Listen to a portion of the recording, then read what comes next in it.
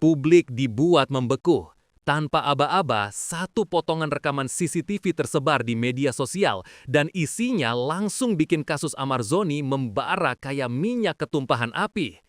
Video berdurasi beberapa detik ini menampilkan situasi yang selama ini ditutup rapat-rapat dan yang lebih mencengangkan muncul di waktu yang nyaris mematikan segala pembelaan. Netizen langsung heboh, isinya terlalu gamblang, terlalu tajam, dan terlalu membuka luka. Bukan cuma soal siapa yang tertangkap kamera, tapi konteks tempat, ekspresi wajah, dan durasinya pas dengan kronologi kasus.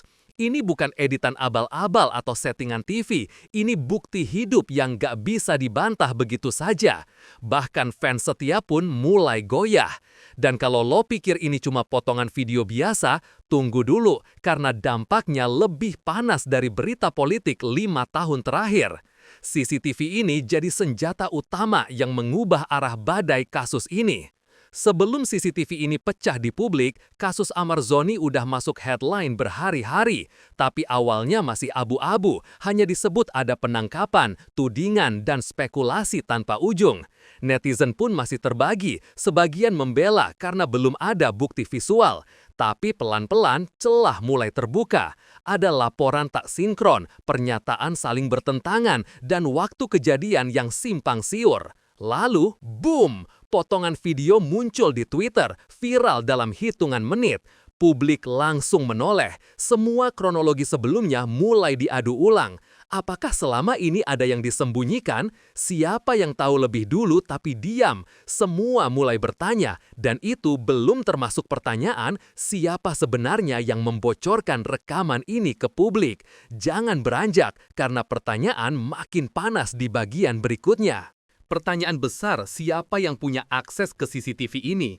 Dan kenapa baru sekarang dibocorin?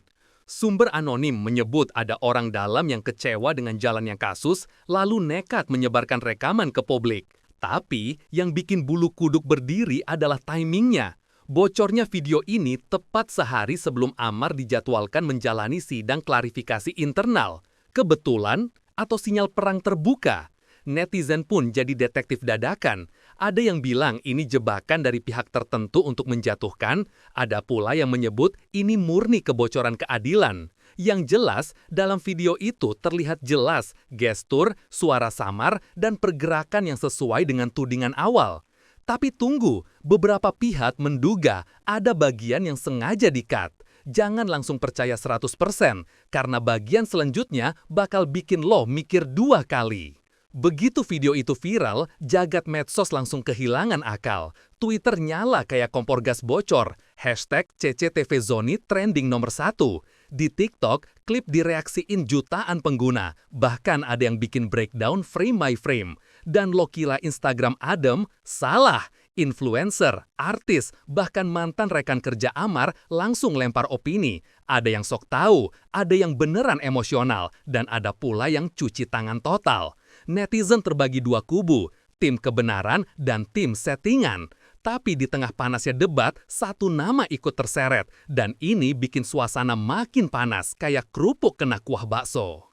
Nama besar Raffi Ahmad mendadak jadi trending padahal gak ada di TKP. Kok bisa?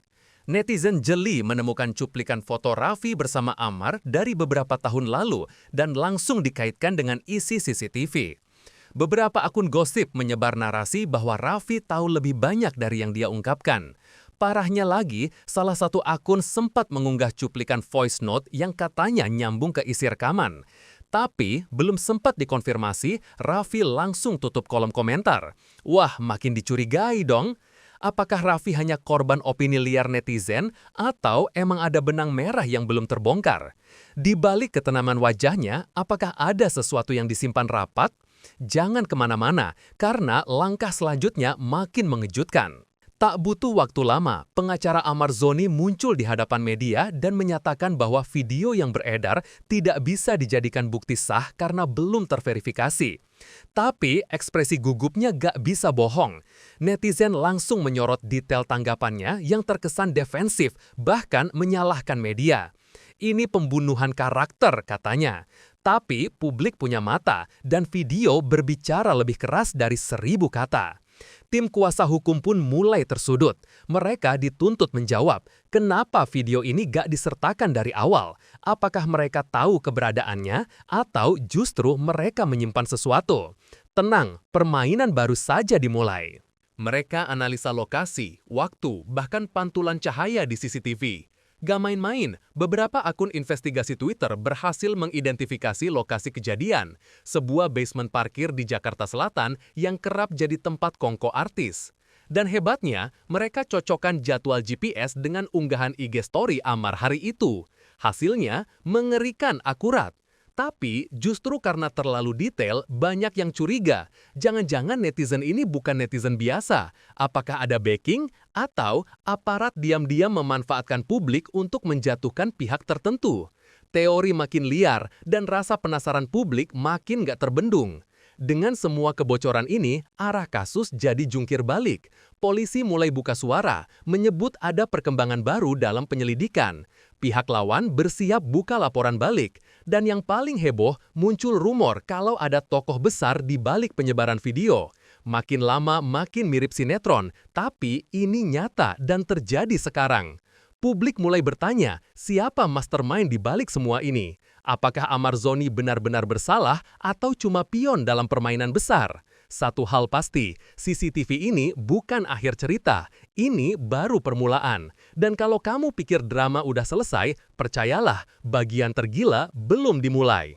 Di tengah badai, keluarga Amar akhirnya bicara. Dengan suara bergetar, ibunya menyebut bahwa anaknya dijebak oleh pihak yang iri dengan popularitasnya. Tapi belum habis tangisan itu, muncul sosok tak terduga. Seorang saksi baru yang mengaku berada di lokasi saat peristiwa terjadi. Ia menyebut bahwa potongan CCTV hanya sebagian kecil dari kejadian sebenarnya. Menurutnya, ada kejadian penting sebelum rekaman dimulai. Boom! Netizen langsung memburu identitas saksi ini. Apakah ini penyelamat bagi Amar atau strategi timbal balik dari pihak lawan? Jangan lengah, karena babak paling krusial akan datang di bagian berikutnya. Video sudah viral, publik sudah terbelah, kini giliran ahli digital forensik turun tangan. Dalam analisa awal, pakar menyebut bahwa video tampak asli, tapi ada beberapa frame yang dicurigai telah dipotong. Ada glitch aneh, durasi tidak konsisten, dan metadata yang belum lengkap. Artinya, bisa jadi ini asli, tapi sudah dimanipulasi konteksnya. Nah loh, bukan cuma soal siapa yang muncul di video, tapi kenapa bagian awal dan akhir gak ada?